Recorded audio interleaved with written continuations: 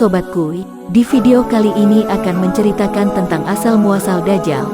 Dajjal adalah seorang tokoh dalam eskatologi Islam dan eskatologi Kristen Ortodoks yang akan muncul menjelang kiamat.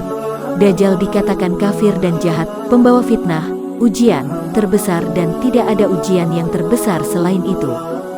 Kemudian para nabi sebelum Nabi Muhammad telah pula menjelaskan tentang Dajjal kepada umatnya, hanya tidak sedetail penjelasan Muhammad, seperti Dajjal adalah seorang yang buta di salah satu matanya.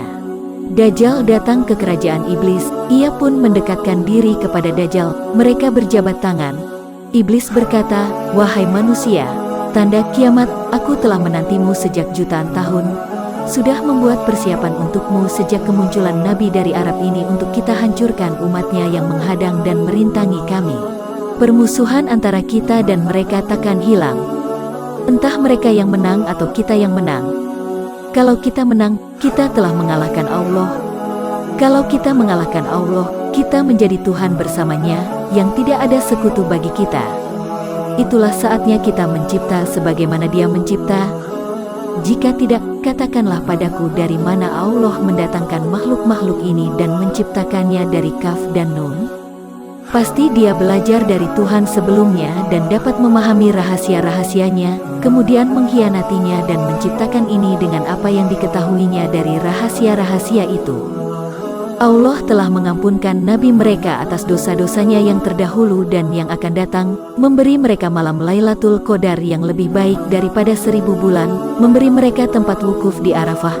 Mereka kembali dari Arafah bagaikan dilahirkan kembali oleh ibunya, memberi mereka istighfar, permohonan ampun, dan lalu Dia pun menerima ampunan mereka dan memberi mereka taubat dan menerima taubat mereka selama belum sekarat.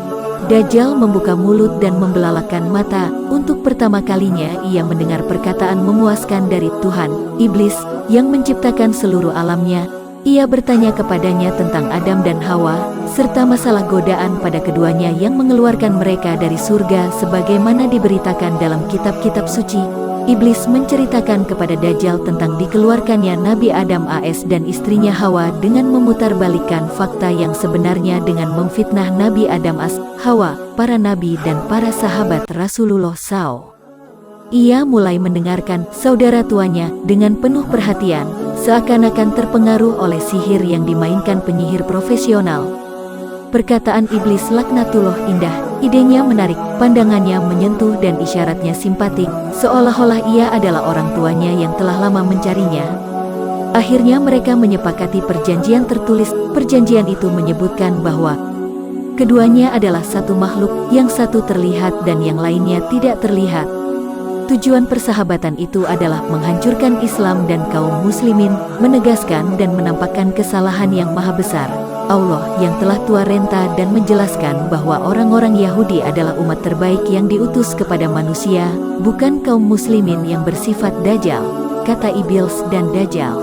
Menurut kisah dari Tamim dari seorang pendeta Nasrani yang sudah memeluk Islam dan menjadi sahabat Nabi, ia bercerita tentang pengalamannya tentang pelayarannya bersama 30 orang laki-laki dari kabilah Lakham dan Juzam. Kemudian mereka terdampar di sebuah pulau. Di pulau tersebut mereka bertemu dengan makhluk berambut lebat yang bisa berbicara. Makhluk tersebut mengaku bernama Al-Jassasah. Kemudian Al-Jassasah memerintahkan Tamim beserta rombongan untuk memasuki sebuah biara yang di dalamnya ada seseorang bertubuh sangat tegap dan besar. Kedua tangannya dibelenggu ke tengkuknya, antara kedua lututnya dan mata kakinya dirantai dengan besi. Pulau tersebut dikatakan dia berada di Laut Syam, Laut Arab. Kemudian Muhammad menjelaskan kepada para sahabatnya lebih detail lagi bahwa Dajjal akan muncul dari sebelah timur.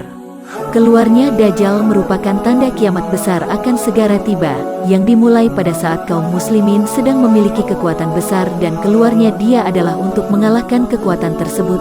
Sebelum Dajjal keluar, manusia diuji dahulu dengan kemarau dan kelaparan, serta tidak turunnya hujan dan musnahnya pepohonan selama 3 tahun berturut-turut. Hewan ternak pun menjadi mati.